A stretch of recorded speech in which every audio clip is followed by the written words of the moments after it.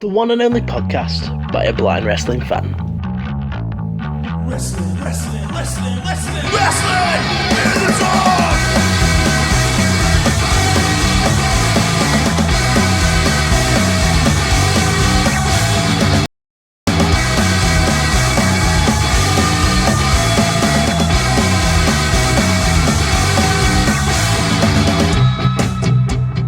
Hey up guys, welcome to another episode of WITD, where once again it's time for an NXT review. We've got quite a lot to talk about this week. Johnny Gargano got to showcase his new attitude, Keith Lee has a new challenger for the NXT North American Championship, and we get 2 steel cage matches, but can Tegan Nox and Dakota Kai avoid being overshadowed by Roderick Strong and the Velveteen Dream? Let's take a look. The show kicked off with a match that should, and on any other week would, have been the main event of this show. It's the first of the 2 steel cage matches, Tegan Nox versus Dakota Kai. And who didn't see this coming? When they announced last week that Dream versus Strong would also be in a steel cage match, I think most of us knew that that'd probably end up being the main event of the show, and that was going to steal the moment and the specialness from the Tegan and Dakota match. And honestly, it did a little bit. Knowing that we got a second steel cage match later on in the night just made this opening feel less special, because you automatically know that this isn't going to be the most important match on the show, which it totally should have been, because Tegan and Dakota is supposed to be an intensely personal rivalry. It's supposed to be about the breakdown of a friendship and betrayal, and it could easily be on the levels of a Ciampa Gargano storyline, but they're just not giving it a chance to be, and it totally robbed it of how special it could have felt if this was the main event. But yeah, let's get through to what actually happened in the match. Tegan starts off hot. She goes for forearms and she takes down Dakota. She goes for a shiniest wizard, but Dakota manages to avoid that. However, she does get hit with a crossbody anyway. Tegan's building momentum as they go into the commercial break. She hits a cannonball, paying tribute to the Wild Boar of NXT UK fame. I feel bad for saying that because I've never heard of him before. I'm sure he's been in other places. Just, he's of wherever you've seen him from fame. But I'm glad that they actually reference that. I think it's cool that it's starting to feel like the NXT UK stars actually have a universe of their own and a backstory, and that's just really cool. Back from the commercial, Tegan hits a bridging fall-away slam. She tries to go for the door, but Dakota manages to nail her with a scorpion kick and the chiropractor. I really like that Nigel described how the knees were driven right between the shoulder blades on this move. I do know what it is because people have told me before, but I think this is one of the first times that we've actually heard it described on NXT TV, so I was just really glad of that. Tegan goes up to the top rope and Dakota follows her up there. Tegan sends Dakota crashing. She ends up hitting another cannonball. She climbs up to the top rope, climbs up to the top of the cage, and hits a diving crossbody. One of the things that I really liked about this is when Dakota took the spill from the top rope, Nigel pointed out how far that was. He's like, that's gotta be 8 to 10 feet or whatever, and then when Tegan took the diving crossbody from the top of the cage to Dakota, he described it and it was like, 20 feet, and just really putting over how much bigger going from the top of the cage than it is from going from the top rope. So I really liked that. Once she's done the crossbody, just crushing Dakota against the mat, she wants the ref to open the door, but Raquel Gonzalez is not having that, and she stops the ref from opening it. Dakota ends up kicking the door into Raquel Gonzalez by accident and gets hit with a shiniest wizard. However, she kicks out. Gonzalez ends up blocking the door again, so Tegan goes up to the top of the cage. Then Dakota's trying to escape. Tegan kicks the door so that it hits Dakota. Then Tegan's trying to get out. Raquel Gonzalez wedges Tegan between the door, and Dakota manages to get out and pick up the win, proving that it was completely false to say that Raquel Gonzalez couldn't be a factor in this match. But was it cathartic? Did it gave me that feeling of, yeah, Tegan gonna get Dakota here and it's all gonna come to a big climactic head. Nah, it just felt like another chapter in the story, which is fine because it's obviously gonna carry on till TakeOver Tampa, but at the same time I just think, had this been a big main event match and had that sort of feeling to it, it might have felt a little bit better. But just knowing that we got this second steel cage match later on in the night really hurt my enjoyment of it. Raquel Gonzalez blocking off the door and stopping the ref from opening it was pretty cool. I like that Dakota actually kicked out of a shiniest wizard so she doesn't look like a complete jobber, but Tegan never really got to let loose and never really got that feeling of, yeah, when she got vindicated, so I was a little bit disappointed in that and just felt a little bit underwhelmed with this match. Super serious but short promo from Finn Balor next, where he talks about the fact that chess is a game of actions and reactions. He says so far he's always made the first move. He thanks Walter for forcing his hand, and he says that Walter is not gonna like his reaction. He promises to see him sooner than he thinks, meaning he's gonna show up on NXT UK soon. I'm guessing that's probably already out there as a spoiler, but I haven't read it, so I have no idea. But he's going to be in NXT UK, and that should be pretty cool for the NXT UK fans. People asking whether it's going to be built for Dublin or for TakeOver Tampa. No idea. Do both. Do a series, I don't care. This is going to be a really cool rivalry. I love this new side of Finn Balor, and I really can't say that enough. We go from one end of the scale to the other, because on one hand you have a Finn Balor promo where he's just full of ego these days, and then you go straight to a Rhea Ripley promo where she does a great job of making herself look like a really humble and nice person. She talks about the fact that defending the NXT Women's Championship at WrestleMania is going to be a huge privilege. She's looking round the empty stadium in wonder at just how many seats there are, and she talks about the fact that it's something that she only ever dreamed about in Australia, and now it's a reality. She says that all she's ever wanted to do is help people, but to do that she had to figure out who she was on the inside, and she thinks that she's done a good job of doing that. But ever since she joined WWE, all that she's heard is, you look a bit like Charlotte, you remind me of Charlotte, and she's had to work really hard to make sure that she's not just compared to Charlotte. She points out that Ric Flair said that to beat the man you gotta be the man, and she says Charlotte is considered one of the best in the business. She doesn't know how it's going to happen or what's going to happen, but she knows that she is going to be the best. Man, I want Rhea Ripley to win this match against Charlotte. I mean, I'm not a massive Charlotte fan anyway. Anyone who's listened to these podcasts for a while now will know that I just have the same problem with Charlotte that everyone has or had with Roman Reigns, and I just can't wait to see Rhea just kick her ass at WrestleMania. She comes across as so humble and genuine here, and it's just a complete switch to what she was when she was NXT UK and she was taking on Toni Storm. It's a completely different character now, and I think that it's so endearing, and I'm really looking forward to this WrestleMania match now. If you're anything like me, last week when they announced that we were going to get a series of qualifying matches for a number one contenders ladder match at TakeOver Tampa for the NXT Women's Championship, you were probably quite excited, and you probably thought something along the lines of, these matches are going to be great and they're going to make everyone look fantastic. Nope, because we get Shotzie Blackheart versus Chelsea Green next. In the first of these qualifying matches, if you can even really call it a match, Robert Stone introduces Chelsea Green, and once again he uses the least charismatic or enthusiastic voice that he could possibly muster. It's just, she is the face of the women's division, Chelsea Green. It's the worst. She really just needs to drop him and get someone that actually does a decent job of hyping her up. Although, it does seem to work because she gets the win, so who am I to tell her what to do with her business decisions? Anyway, in the early moments, Chelsea Green hits a Japanese arm drag and Shotzi hits a traditional one, so that raises the question to me, what the hell is the difference between a Japanese and a traditional arm drag? Someone let me know in the comments section.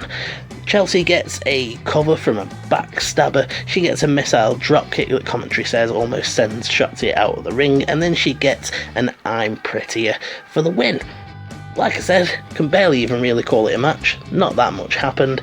Chelsea Green wins, which I'm a little bit disappointed by, because there's something quite intriguing about Shotzie Blackheart. Not going to spend too much time on this though. A little bit underwhelming. I actually found the next segment really entertaining. So Keith Lee arrives and he comes out to give the crowd his greetings and salutations and address his challenger situation. He says that since he won the North American Championship, lots of men have been invoking his name. People that want to fight forever, like Dominik Dijakovic. People that want to live forever, like Damian Priest. I really like those little play on words. As he's about to explore the point about Damian Priest a little bit more, he's interrupted by Cameron Grimes. Grimes comes out and he gloats about giving Dijakovic the cave-in. He taunts Keith Lee for it taking 20 minutes for him to beat Dijakovic, says that he's got a title opportunity next week, and Lee basically tells him that he's made a big mistake, the biggest one of his career, ends up laying him out, and he says whether you're a 1-star or a 5-star or anywhere in between, next week is going to be an equal opportunities ass whooping. Now, there is one thing I didn't mention in this little bit, and it's the fact that any time that Cameron Grimes was trying to talk, the crowd was just trying to just drown him out with a wall of noise. It wasn't even really boos. There was a "no one likes you" chant, and he clarified that he liked himself, so that was all that matters. And after that, they just went to just it being just this wall of noise, just to completely block him out, except for the fact that the louder he tried to talk, the louder they went, until Keith Lee looked like he was going to talk, and then they just went completely silent, and it made the segment endlessly entertaining. It was really good. Really looking forward to seeing the match between these two. Going to be an easy win for Keith though, innit? Despite the fact that Tommaso Ciampa made him look like his own personal punching bag last week, Austin Theory is bragging about being one of the greatest of all time NXT superstars at only 22 years old. He says it's time to start rewriting the history books and he's going to go on a hunt for the gold. He's interrupted by Swerve though, who just is endlessly amused by this, and he's like, dude, you've had like 4 matches, and then he basically challenges Austin Theory to a match, which will happen later tonight.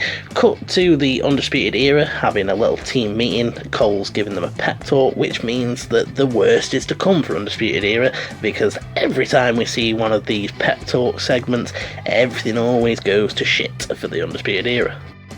Tag team division action next. It's the Undisputed Era's Bobby Fish and Kyle O'Reilly taking on Danny Burch and Oney Lorcan. Britain Bruiser, Britain Brawler, 1-2 Punch, don't know what their official name is. I've heard so many different things, but either way they usually have fun matches, so I'm glad when they're on TV.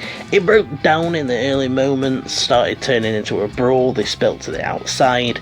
Oney launched himself off the ring steps and got a double blockbuster just as they go into a commercial break. When we get back, everything's just sort of normal. The match is underway. At some point, Lorcan gets his knees up on a senton atomico. Danny Burch manages to rock Kyle O'Reilly with a European uppercut and he gets a cutter, but Burch ends up getting isolated in the Undisputed Era corner. They utilise tags quickly to keep him there, hitting him with a plethora of powerful strikes, and that basically lasts until one of them Irish whips him at one point. He bounces off the ropes and uses the momentum to get a right hand on Fish. O'Reilly tries to shut him down, but Burch manages to get the tag. Oney Lorcan comes in on fire, starts hitting chops, a half and half suplex, and a running blockbuster, but in the end the Undisputed Era hit the finisher and pick up the win, and it really comes out of nowhere.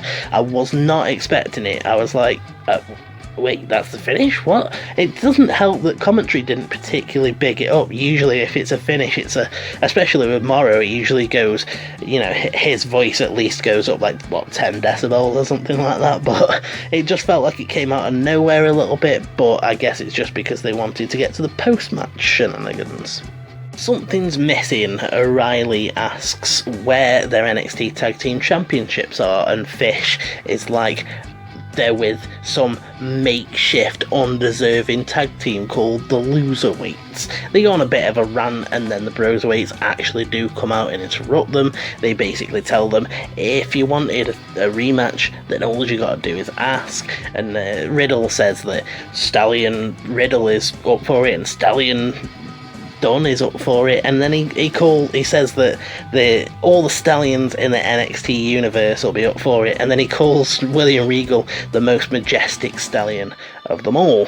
And I'm not sure how I feel about the whole stallion thing. I don't really know if I understand it or get it, and it doesn't hit me very well as a joke.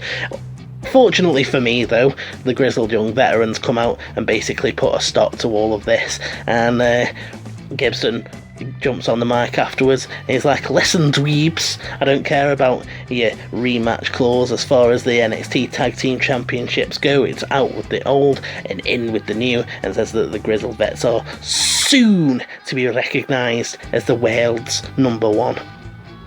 I just really enjoyed Zach Gibson, but I haven't made that perfectly clear. So yeah, I just enjoyed this whole tag team storyline going on at the minute. The Undisputed Era don't really know what they're doing. The Broserweights are fighting champions that are willing to actually put on a decent match, and Gibson and Drake are just there making their presence known, and I can't complain about that. We get what was, in my opinion, a fairly underwhelming and boring match between Swerve and Austin Theory. I just don't really have too much to say about this, other than the fact that they have very generic themes, both of them. I can't remember Swerve's at all, and I'm pretty sure I'm remembering Austin Theory's one as just a completely different song, because it's just really generic, new metal, could be any of those type of bands kind of song, and they're just both really generic, which makes me laugh. We had a commercial break sort of thing that annoyed me, because I'm pretty sure Swerve got the house call. Mauro only said the jumping back kick, but I swear that's what they've said the house call's called before. Anyway, he did that, and Mauro's like, this could be over, and they go straight into the commercial break, and I was like, well, that just ends the momentum right there, doesn't it? Theory gets a Rolling Thunder drop kick at some point. Swerve at some point is firing back with clotheslines and strikes and kicks to the back and a flatliner. The crowd at one point chants, or sings as it were, in the middle of our street, Swerve's house, and I was like, that's really random but actually quite entertaining, more entertaining than the match itself. Austin Theory gets a buckle bomb and an RP1, whatever that is.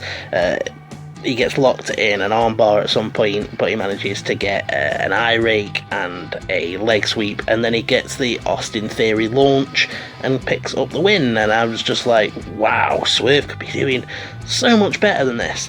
He's got a really individual and interesting moveset, and I don't know why he's not getting more of a push than this. He could easily be going for the Cruiserweight Championship. He could easily be going for the North American Championship. Maybe not for the actual main NXT Championship yet, but he could definitely be in a more featured role than this, and it was just such a boring match. Throughout the night, we were promised this interview that Mauro had recorded with Johnny Gargano earlier on in the day, and that's what we got next. Hands down, this was my favourite segment of the night, and probably one of my favourite segments in a long while. They just played their parts perfectly. Early on in the interview, Mauro asks Johnny why, and instead of answering the question, Johnny just comes back with a question of his own, and he's like, do you remember that I was the only guy that attended the red carpet premiere of your documentary? And Mauro tells him that he remembers that and it meant more to him than Johnny could ever know. Johnny tells Mauro that he's got an important job, which is to communicate the stories of the wrestlers to the audience, which is something that I completely agree with and have said time and time again. The commentators are the only way that I get the story, so I completely agree with what he's saying. And he asks Mauro, who am I? When Mauro says that he's Johnny Wrestling, Johnny's like, is that all that I am? And Mauro's like, I like to think that I know who you are, but it's not about what I think. The audience wants to know why the sneak attacks, and this just makes Gargano mad. It's like, sneak attacks? What sneak attacks? I looked Ciampa dead in the eye. I saw what I needed to see. I did what I had to do. How was it a sneak attack last week? I was in a powder blue sports coat. The emotion and anger that Johnny's feeling. He says he knows what he went through with Ciampa, and Gargano's like, you don't know me, you don't know what I've seen and what I've done and what I've felt. And Mauro says that he wants to know why. And Johnny says why at the same time as he does. He's so annoyed and mad and indignant about all of this, and you can hear him stand up and he gets really aggressive with Mauro. He's like, you know why, but you won't admit it, because if you admit it, you're admitting that you're a liar. And he's like, are you a liar, Mauro? And at this point, Mauro sounds really confused and intimidated, and he's like, no, I don't think so. But Johnny clarifies that he is a liar. He says, have we spoken since Portland? Did you reach out to see how I felt? No, and it didn't stop you from calling me Johnny Turncoat on air. And Mauro says that he was just in the moment, and Gargano gets even madder. He's like, in the moment? It's all moments these days. What about my moment? And then he starts ranting about when Ciampa comes back, and he says that Mauro just couldn't help himself but scream "Daddy's home" when Ciampa come back. And I just thought that this was really great. At this point, he demands that Mauro look at the camera and apologise for being a liar, and Mauro says that he's sorry, and then he says that he's really uncomfortable and that it's over, and he walks off. Johnny's like, nothing to say, huh? No Mamma Mia's, no funny quips, and he's just shouting after Mauro as he's walking away. And then he addresses the camera, he gets right down, starts being really quiet again, and he says to Ciampa, you know why, huh? Next week, back where it all started, we're going to finish it. We're going to do things the Johnny Gargano way. And I just loved this interview, man. I'm so used to the dialed up to the max Mauro that is giving out his pop culture references and his Mamma Mia's, and he's playing with alliteration like a cavalcade of crushing kicks, and he's just always so electric. But in this interview, he was scaled back and dialed down, and he had a really serious air about him. It was just in the vein of those Michael Cole sit down interviews that you get every now and again, and I really, really hope that they let him do this with more of the superstars, because I'd love to see him given the chance to help superstars bring out the story beats that you might not get if they don't have this sort of interview. I think that all of the NXT commentators could do this depending on how you wanted the interview to go.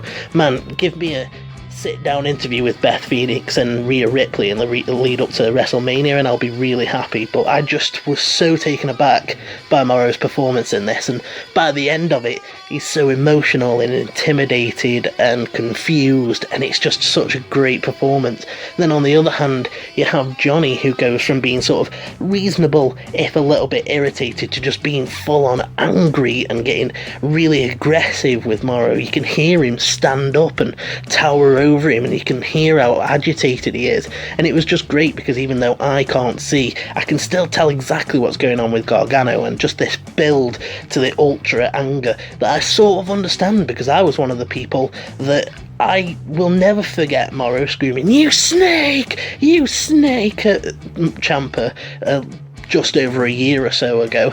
And then when Ciampa comes back, he's doing the daddy's home thing, and Ciampa's getting treated like this babyface, and I've been one of the people that was like, wait a minute, have we forgotten that he was an evil bastard? And I just love that Johnny hasn't forgotten, he hasn't forgiven, he's just out to get revenge still, and I just think that it works really, really well. It plays out so well for someone like me who wasn't happy at all that we didn't get the final chapter between Ciampa and Gargano. I love this segment, I can't say it enough. I've watched the interview a couple of times, I've done this take so many different times because I've found it hard to talk about it in a sort of succinct way, but I just absolutely loved it. So we come to the main event, which is the steel cage match between Roderick Strong and the Velveteen Dream. Even though I was a little bit annoyed that they'd stolen the spotlight from Tegan and Dakota, that isn't Roderick Strong or Velveteen Dream's fault, so I wasn't too annoyed. I was really looking forward to this match because this rivalry has heated up really, really quickly. Strong wastes very little time. He doesn't even let the whole of his entrance music plays. He just goes straight down, gets in the cage, and starts fighting the Dream. They let him loose with strikes, and then Roderick Strong tries to escape, and I was like, why? Why are you trying to escape with all your pent-up rage and aggression at the Velveteen Dream? I was just expecting him to be glad that he was locked inside this cage, and I get that he's a chicken shit heel, but it was still slightly annoying. Dream goes for a Dream Valley Driver, which Strong manages to block by hanging onto the top rope. He manages to send Dream into the cage face first, which makes the cage rattle really loudly. The same thing happens not long after when Dream gets a bat body drop and sends Roderick Strong into the cage, and then before you know it, Marina Shafir's out and she pushes a kendo stick into the cage. Now I was getting excited here because I was like, yes, a kendo stick. Strong is going to let loose with that now and he's going to get retribution for his family and the tempo is going to pick up, and they just cut to a commercial and I was like, man, that really halts the momentum.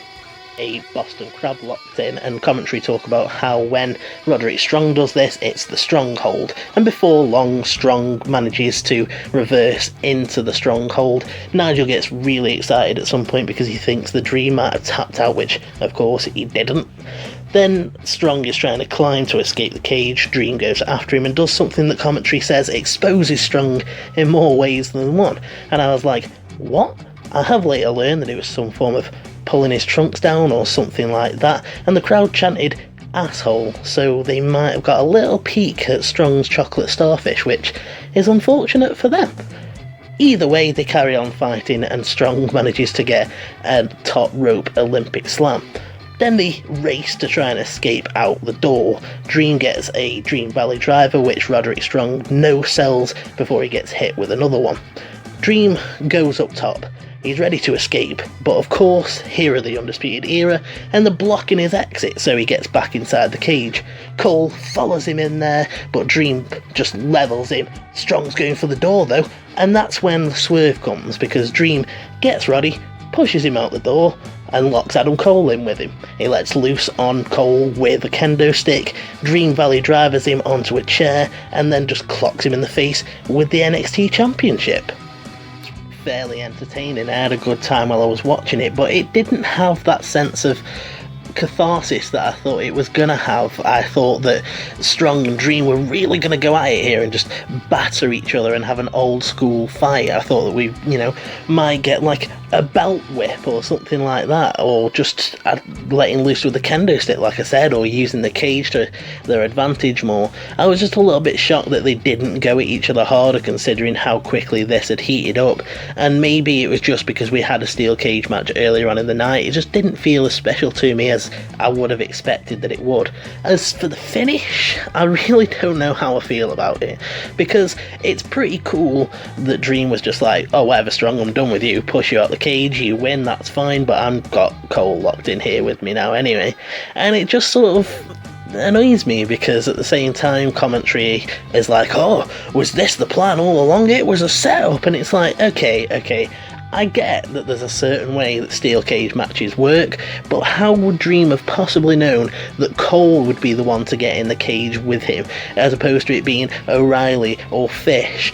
I don't think that Dream has that much foresight to be like, right, Cole will get in the cage with me, I'll push Strong out, and then I can batter Cole, and then I can go for the NXT Championship. I think that the commentary just ruined it a little bit for me by trying to make it sound like it was some big master plan, because in the moment, I think that is quite a cool thing to do. Like, you know what, I've had enough of Strong, I'll just go for Cole instead. He's the root of the problem anyway. But yeah, I did enjoy it, and I thought that it was pretty good. I think that it might have been a bit more special if we didn't have an earlier steel cage match, but it's pretty cool that Dream gets to go after Cole. I think that he's going to beat him for it, so we're probably going to see Velveteen Dream as the NXT champion after TakeOver Tampa. Unfortunately, what is that going to mean for Adam Cole? So yeah, I enjoyed this. Have a few issues, but overall I think that it was like quite cool.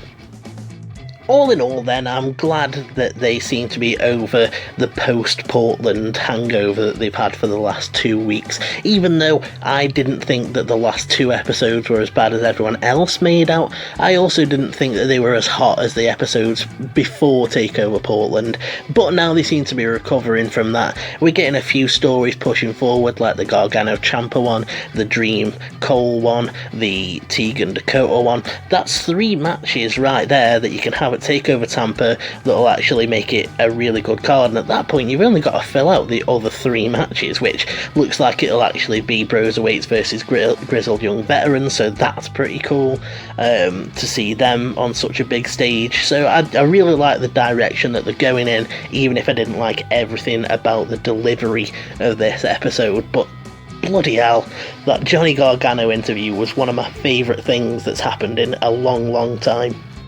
Got anything to say about this episode of NXT, you know where the comment section is, or you can find me on Twitter at Mason_WITD. If you've enjoyed this episode, then hit the like button, give us a subscribe, come back for more Wrestling in the Dark, but for now, I'm off, and you should have a good one.